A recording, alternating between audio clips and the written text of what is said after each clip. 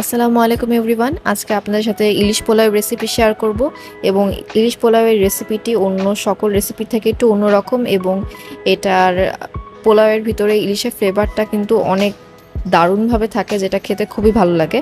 আর এই রেসিপিটি আমি একটি YouTube channel yummy foods this way এই চ্যানেলটা থেকে শিখেছি, আর আপনাদের কাছে সেটাই শেয়ার করছি। আশা করব আপনাদের ভালো লাগবে।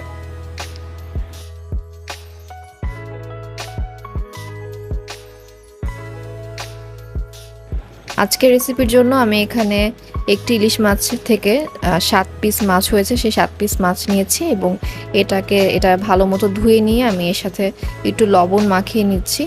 লবণ মাখিয়ে এটাকে 3 থেকে 4 মিনিটের জন্য রাখলেই হবে। আর অন্যদিকে হচ্ছে চুলায় আমি হাঁড়িতে পানি ফুটিয়েছি এবং সেই ফুটন্ত পানিতে ইলিশ মাছের যে মাথা, তারপরে অন্য যে সকল কাটা থাকে সেগুলো দিয়ে পানিটাকে আমি ফুটানোর জন্য রেখেছি এবং পানিতে হচ্ছে আমি সামান্য লবণও দিয়েছি। আর এখানে পানির পরিমাণটা হচ্ছে, আজকে আমি 1 কেজি চালের পোলাও রান্না করব, তো সেই 1 কেজি চালের জন্য আমি 6 কাপ পানি ইউজ করেছি এবং সেই 6 কাপের সাথে আমি আরও এক্সট্রা 1.5 কাপ পানি অ্যাড করেছি, যেটা আমি এখানে এই ইলিশের মাছের এই কাটা, তারপর মাথা, এই পিসগুলোর সাথে ফুটিয়ে নিয়ে পানিটাকে কমিয়ে আমি 6 কাপের মতো করে নিয়ে নিব। আর আজকের রেসিপির জন্য এখানে একটা মিশ্রণ তৈরি করে নিতে হবে, যেখানে হচ্ছে আমি 1.25 কাপ পেঁয়াজ বেরেস্তা, তারপরে 1 কাপের 4 ভাগের 1 ভাগ হচ্ছে কাজু বাদাম, 1 কাপের 4 ভাগের 1 ভাগ টক দই এবং 25টার মতো কিশমিশ ভালো মতো করে ব্লেন্ড করে আমি ওই মিশ্রণটা তৈরি করে নিয়েছি। আর এখানে আমি 1.5 কাপের মতো লিকুইড গরুর দুধের সাথে 2 টেবিল চামচ গুঁড়া দুধ মিশিয়ে রাখছি। তো রান্নার পূর্বে এই জিনিসগুলোকে আসলে প্রস্তুত করে নিতে হবে, তারপরে হচ্ছে সরাসরি মূল রান্নায়, অর্থাৎ চুলায় যে পোলাও রান্না বা ইলিশ মাছ রান্না যে প্রসেসটা, সেখানে চলে যাব। চুলায় এখানে হাঁড়িতে তেল গরম হলে আমি এখানে তেল দিয়েছি প্রায় 1 কাপের মতো সয়াবিন তেল। তেল গরম হলে আমি এখানে 5 থেকে 6 টেবিল চামচ পেঁয়াজ বাটা দিচ্ছি। এখন প্রশ্ন করতে পারেন যে পেঁয়াজ বাটা এত বেশি দিচ্ছি, এত মশলা কেন এত মশলা, সেটা ভিডিওটা দেখতে থাকুন, বলে দিব আমি। তারপর পেঁয়াজটাকে কিছুক্ষণ ভেজে আমি যেই পেঁয়াজ বেরেস্তা, বাদাম, টক দই এবং কিশমিশের যেই ব্লেন্ডের মিশ্রণটা, সেটা হচ্ছে আমি এখানে দিয়ে দিলাম। দিয়ে আমি এখানে 1 চা চামচ ধনিয়া গুঁড়া দিচ্ছি, দিয়ে মশলাটাকে খুব ভালো মতো করে কষিয়ে নিতে হবে।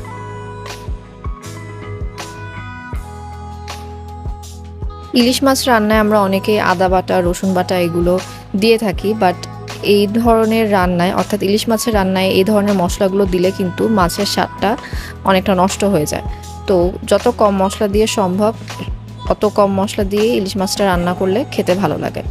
মশলাটা কষানোর পরে আমি এখানে লবণ দিয়ে দিলাম, খুব সামান্য লবণ দিয়েছি, শুধুমাত্র ইলিশ মাছের জন্য যতটুকু লবণ দরকার ততটুকু দিয়ে আমি এখানে লিকুইড দুধের সাথে গুঁড়া দুধ মিলিয়ে যে মিশ্রণটা রেখেছিলাম সেটা এর মধ্যে দিয়ে দিলাম।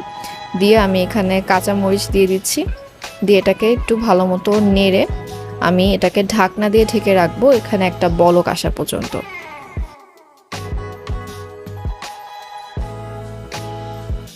যখন একটা বলক এসে গিয়েছে তখন ঢাকনাটা খুলে এটাকে একটু নেড়ে নিয়ে আমি যে ইলিশ মাছের পিসগুলোকে লবণ মাখিয়ে রেখেছিলাম সেই পিসগুলোকে আমি এখন এই মধ্যে দিয়ে দিব।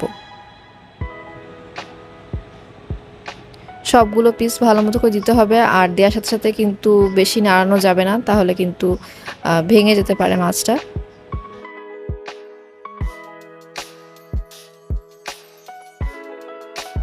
এরপর আমি ঢাকনা দিয়ে এটাকে আরও 5 থেকে 6 মিনিটের জন্য রেখে দিব।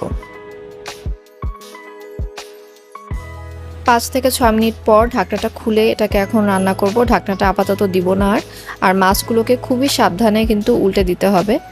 আর ইলিশ মাছ কিন্তু রান্না হতে খুব বেশি একটা সময় লাগে না, তো ঢাকনা ছাড়া এটাকে আর 3 থেকে 4 মিনিট রাখলেই হবে এবং মাছগুলোকে উল্টে দিতে হবে।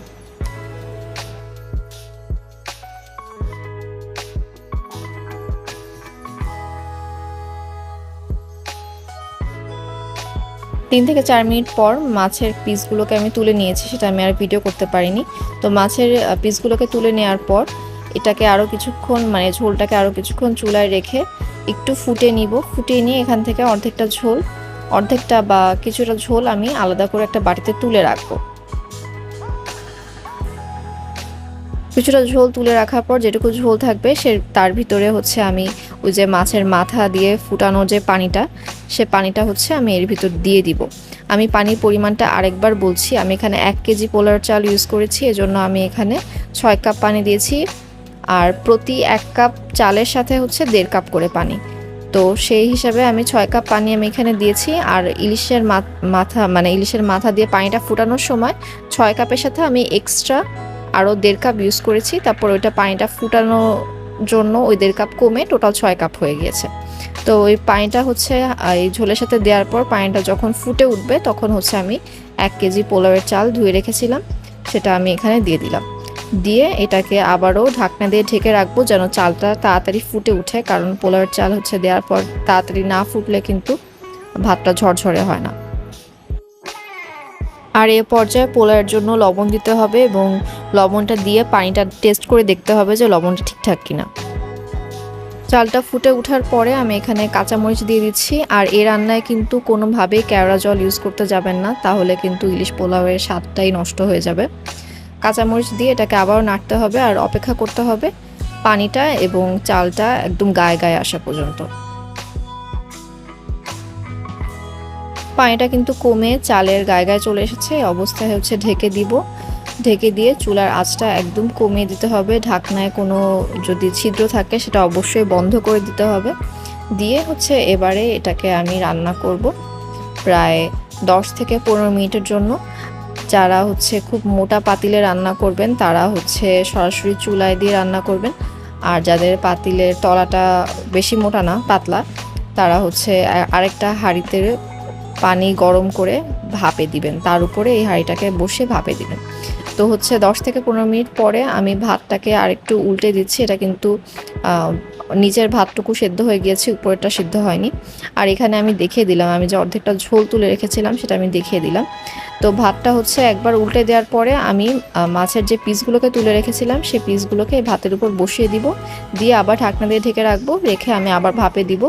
এবং এই যে ঢাকনার উপরে আমি শক্ত ভারী কিছু দিয়ে দিয়েছি যাতে ভিতরের ভাপটা বাইরে বের না হয়ে যায়।